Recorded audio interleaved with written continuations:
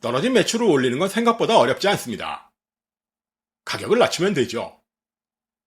펜션 사장님들이야 객실 요금을 낮추자고 말하면 다들 기겁하지만 굴지의 대기업들조차 가격을 낮춰 매출을 끌어올리는데 주저하지 않습니다. 하지만 펜션들은 절대 그러려고 들지 않죠. 심지어 가격을 낮추면 자존심이 깎인다고 여깁니다. 하지만 냉정하게 생각하면 절대 손해보는 장사는 아니죠. 날마다 2개씩 팔리던 20만원짜리 객실의 요금을 15만원으로 낮춘다고 쳤을 때 방이 하나라도 더 팔리면 매출은 당연히 높아집니다. 심지어 2~3개가 더 팔리면 리모델링은커녕 리빌딩조차 고민할 필요가 없어지죠. 하지만 다들 이렇게 방을 팔기는 싫어합니다. 기존에 팔던 가격 그대로 훨씬 더 많은 객실을 팔고 싶어 하죠. 그렇다면 방법은 하나입니다. 우리 펜션의 색깔을 바꿔 손님들에게 전혀 새로운 펜션처럼 보이도록 만들면 됩니다. 그렇다면 대대적인 리모델링을 통해 기존의 시설을 완전히 갈아엎으면 될까요? 이미 지난 편에서도 얘기했듯이 새롭게 탈바꿈한 우리 펜션의 모습을 수많은 사람들에게 선보일 유일한 방법은 홈페이지입니다. 그래서 낡은 시설을 바꾸는 리모델링은 홈페이지 사진 촬영을 위한 최소한의 공사만으로 충분하죠. 그보다는 기존의 운영 방식을 바꾸고 새로운 서비스를 추가하는 게 훨씬 효과가 큽니다. 그런데 여기서 한 가지 짚고 넘어갈 부분이 있죠. 영업에 어려움을 겪는 펜션에 가보면 어딘지 모르게 생기가 없고 활력이 부족한 느낌이 듭니다. 이런 느낌은 단지 장사가 안 돼서 풍기는 느낌이 아닙니다. 그보다는 오랜 기간 펜션을 운영하다 보니 자신도 모르게 지쳐버렸다는 증거죠. 그렇다면 도대체 어떻게 해야 새로운 생기와 활력을 불어넣을 수 있을까요?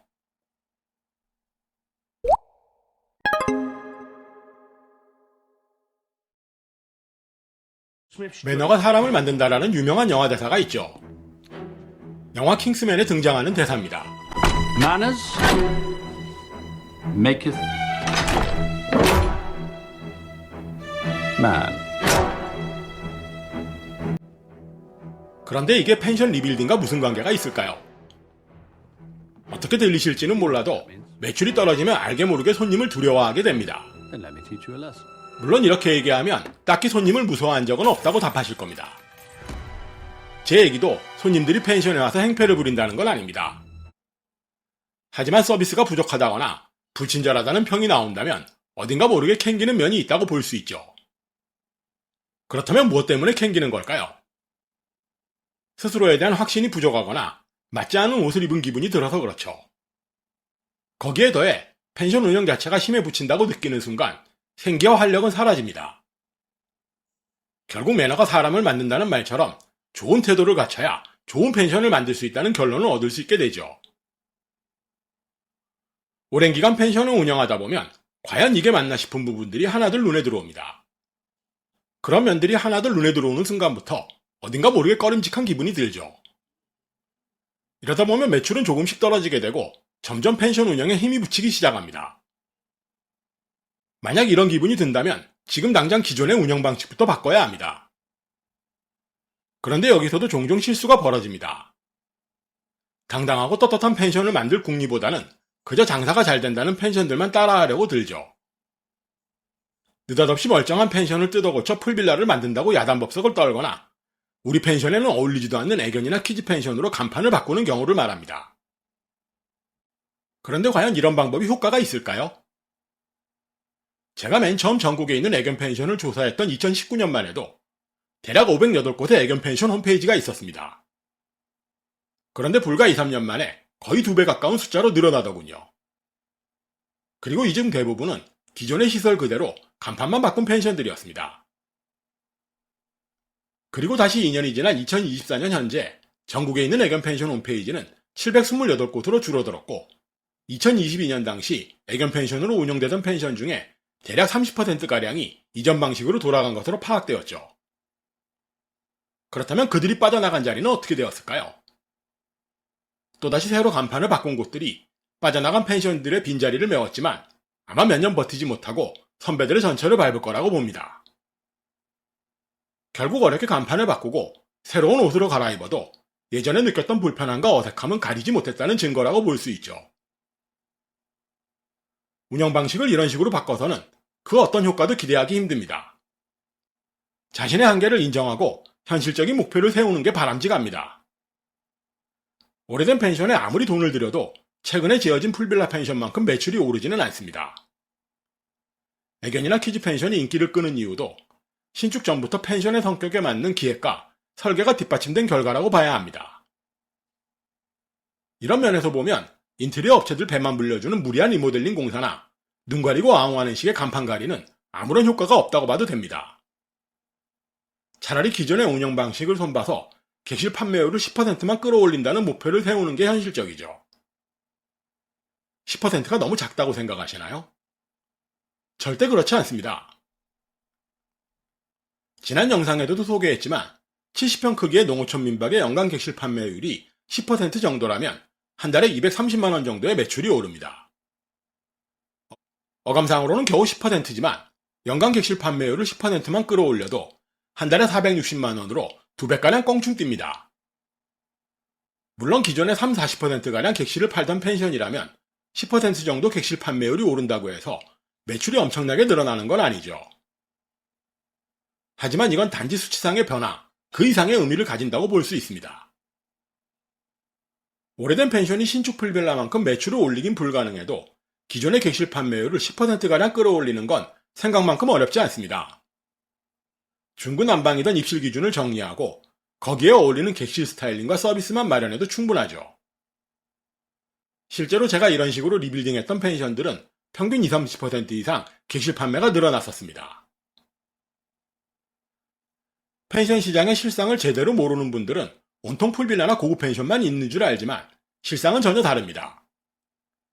지역에 따라 조금씩 다르지만 풀빌라나 신축 펜션은 고작해야 10% 남짓이고 나머지 8-90%에 달하는 펜션들은 기존에 운영되던 일반적인 펜션들이죠. 그래서 굳이 풀빌라나 신축 펜션을 흉내낼 필요는 없습니다. 우리와 사정이 비슷한 펜션들과 뚜렷한 차이를 보일 수 있는 약간의 변화만으로도 충분한 매출 상승을 기대할 수 있죠. 제가 줄기차게 부르짖는 펜션의 테마도 마찬가지입니다.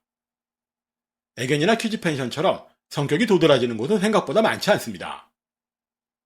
심지어 커플이나 가족 펜션을 구분하기조차 어렵죠. 설계 단계부터 특정한 고객층을 상대로 펜션을 만든다는 생각조차 없었기 때문에 입실 기준 역시 중구난방입니다. 그렇다면 이게 무슨 문제일까요?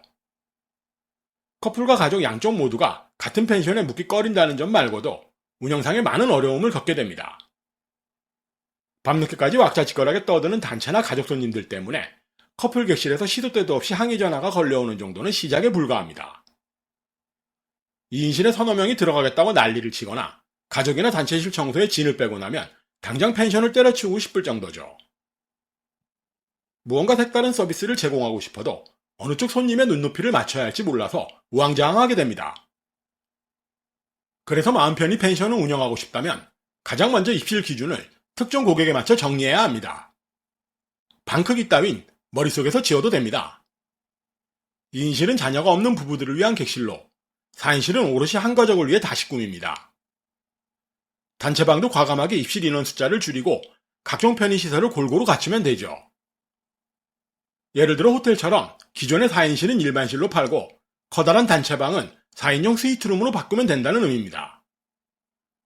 그런데 리빌딩을 진행하다 보면 대체로 이 지점에서 막힙니다.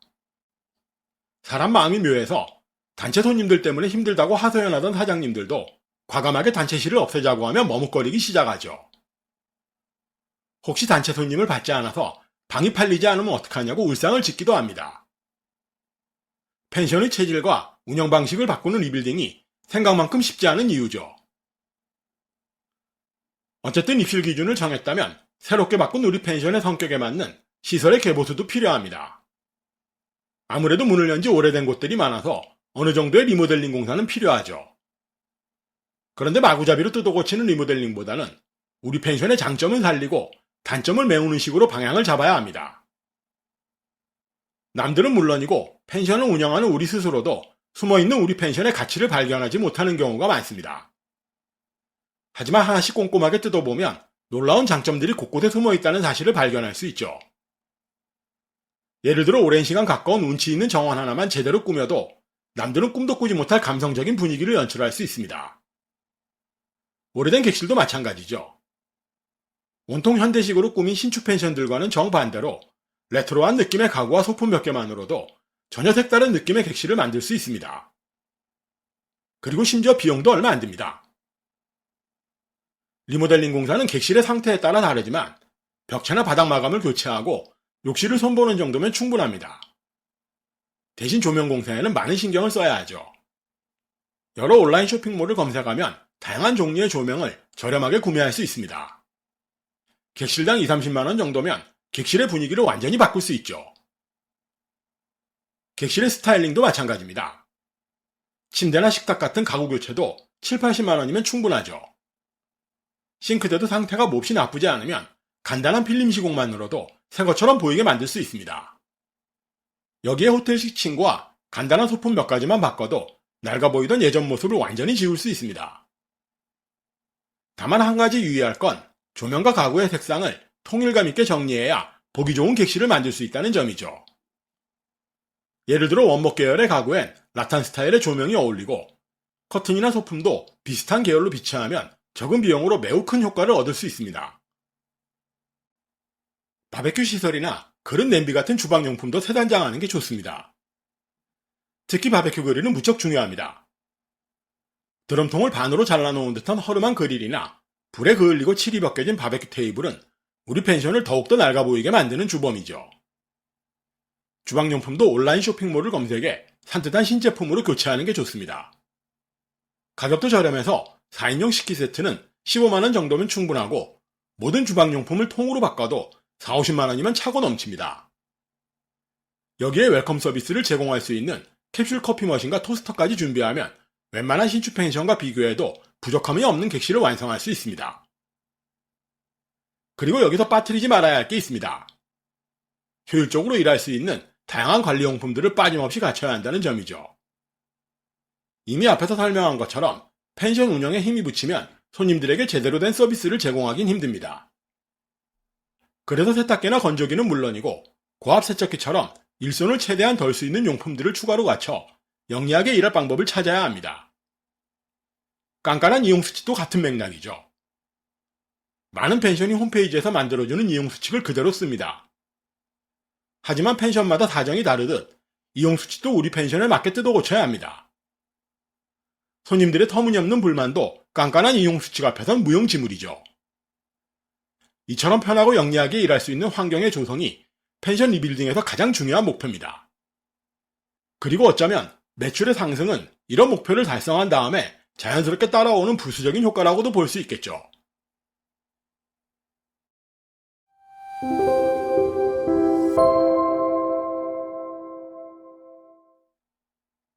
하루에 집에서 10분이라는 말을 들으면 어떤 이미지가 떠오르시나요?